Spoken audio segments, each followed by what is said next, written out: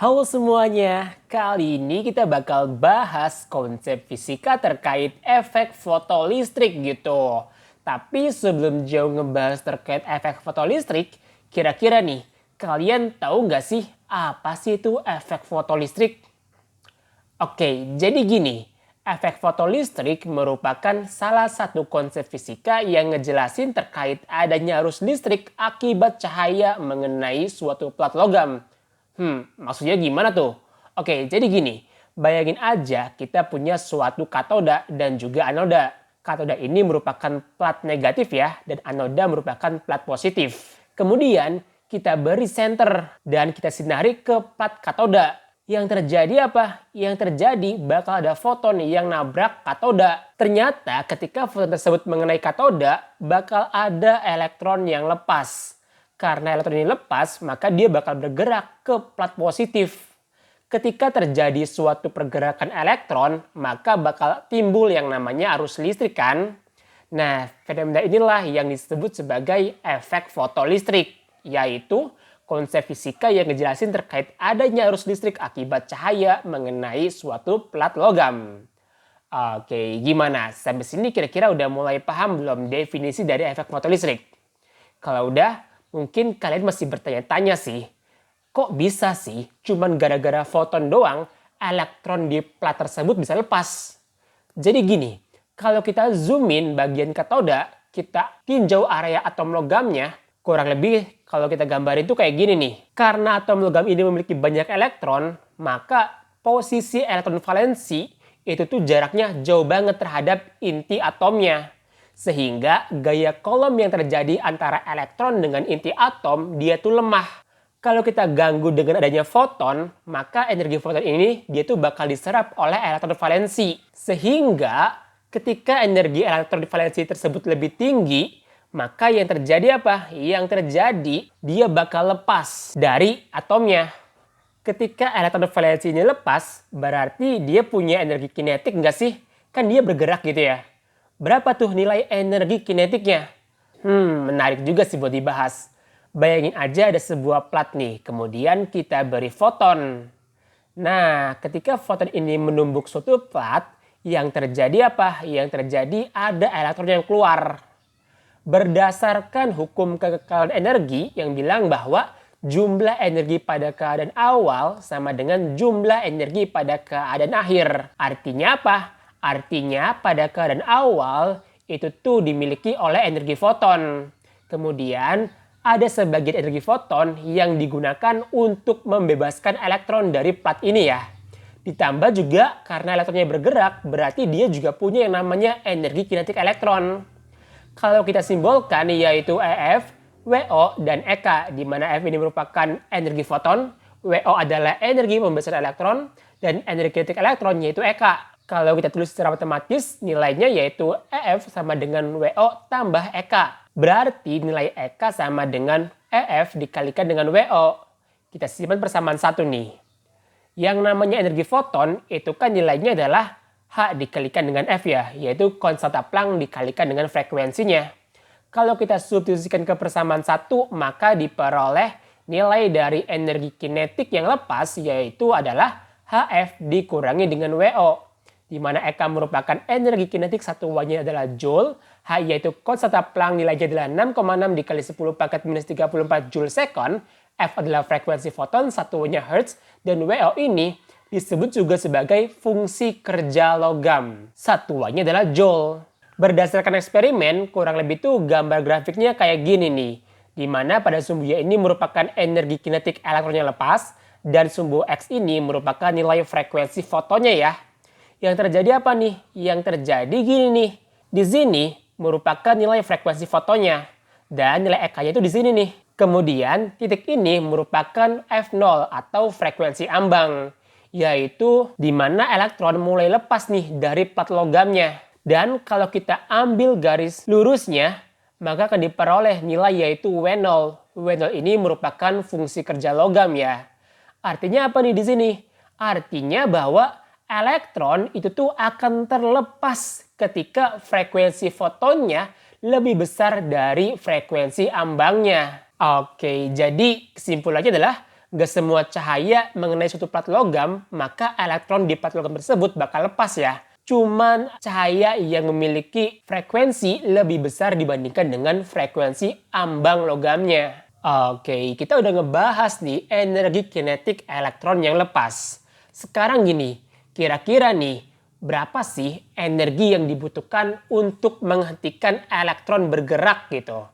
Jadi ada yang namanya potensial henti, yaitu besar potensial listrik yang dibutuhkan untuk memberhentikan fenomena efek fotolistrik. Yang awalnya gambarannya kayak gini, sekarang kita ubah nih platnya. Di sini menjadi plat negatif dan di sini menjadi plat positif.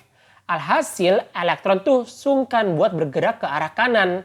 Karena di sini platnya bernilai negatif. Yang jadi pertanyaan adalah berapa nih besar potensial hentinya supaya elektron ini tuh nggak bergerak gitu. Oke, berdasarkan eksperimen ternyata ketika intensitas lampunya itu dinaikkan, nilai dari potensial hentinya itu nggak berubah, bernilai konstan. Artinya apa? Artinya bahwa potensial henti ini itu tuh nggak dipengaruhi oleh intensitas cahaya yang mengenai plat katodanya, melainkan hanya dipengaruhi oleh yang namanya energi kinetik si elektronnya. Syarat agar elektron itu berhenti bergerak adalah bahwa energi potensial listrik untuk memberhentikannya itu tuh harus sama dengan energi kinetik elektronnya gitu. Secara matematis kita bisa tuliskan bahwa W listrik sama dengan energi kinetik elektronnya. Kalau kita uraikan nilainya adalah E dikali V0 sama dengan HF dikurangi dengan W0. Di mana E ini merupakan muatan elektron ya. Karena muatan yang ditinjau di sini adalah muatan elektron.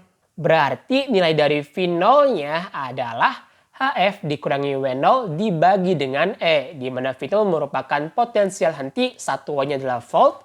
E yaitu muatan elektron. Nilainya adalah 1,6 dikali 10 pangkat minus 19 kolom. Oke, gimana? Sampai sini kira-kira udah mulai paham belum terkait fenomena efek fotolistrik? Nah, nggak berhenti di situ doang nih konsepnya. Ternyata konsep ini udah diaplikasiin menjadi suatu teknologi yang dikenal sebagai panel surya. Pasti kalian pernah denger lah ya apa itu panel surya, yaitu suatu alat yang mampu mengkonversi energi cahaya menjadi energi listrik. Kurang lebih tuh mekanismenya gini nih. Cahaya matahari dia tuh bakal mengenai suatu panel-panel nih, yaitu daerah ini nih yang hitam. Kemudian ketika cahaya tersebut mengenai panel, maka akan dikonversikan menjadi energi listrik. Nah, energi listrik ini dia bakal disimpan ke dalam bentuk baterai. Sehingga energi yang dihasilkan dari panel surya ini kita bisa manfaatkan di malam hari dengan adanya baterai. Biar lebih paham, coba yuk kita bahas satu soal.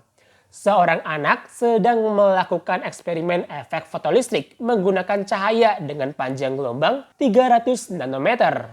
Jika diketahui energi kinetik elektron yang lepas adalah 1 dikali 10 pangkat minus 19 joule, pertanyaannya adalah berapakah panjang gelombang yang dibutuhkan untuk memperoleh energi kinetik sebesar 5 dikali 10 pangkat minus 19 joule.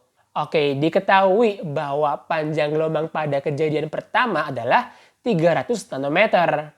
Satuan nanometer ini perlu kita ubah ke dalam satuan internasional yaitu meter. Nilainya adalah 10 pangkat minus 9 meter. Berarti diperoleh nilainya adalah 3 dikali 10 pangkat minus 7 meter.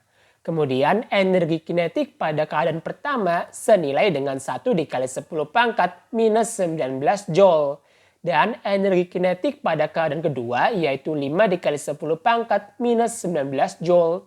Yang ditanya adalah berapa panjang gelombang cahaya yang digunakan pada keadaan kedua yang kita simbolkan dengan lambda 2. Pada keadaan pertama yaitu EK1 sama dengan HF dikurangi dengan WO. Cuman masalahnya adalah kita nggak tahu nih berapa frekuensi fotonya. Yang kita cuma tahu adalah panjang gelombang fotonya. Ya udah, nilai F ini kita perlu ubah dalam bentuk kecepatan cahaya dibagi dengan panjang gelombangnya.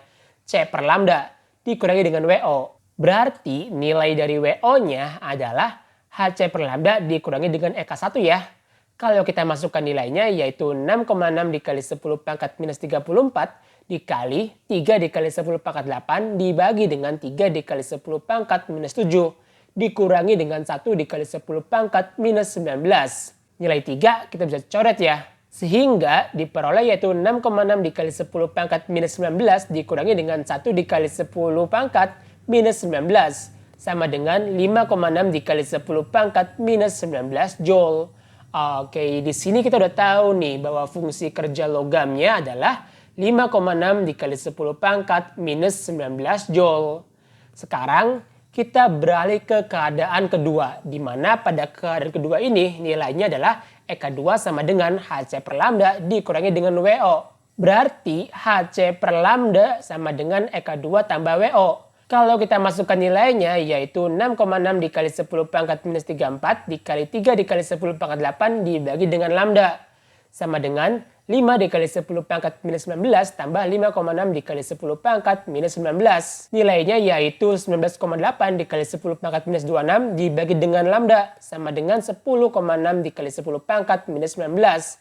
Berarti nilai lambda yaitu 19,8 dikali 10 pangkat minus 26 dibagi dengan 10,6 dikali 10 pangkat minus 19. Nilainya yaitu sekitar 1,87 dikali 10 pangkat minus 7 meter nih. Nah, 1 meter ini kita perlu ubah nih ke 1 nanometer. Sehingga diperoleh yaitu 187 nanometer. Oke, jadi di sini udah tahu nih bahwa untuk memperoleh energi kinetik sebesar 5 dikali 10 pangkat minus 19 Joule, maka panjang lubang yang digunakan pada keadaan kedua senilai dengan 187 nanometer. Oke deh, jadi kurang lebih ini ya pembahasan terkait efek fotolistrik nih. Mungkin cukup sekian dulu pembahasan kali ini. Sampai jumpa di pembahasan selanjutnya. Dadah!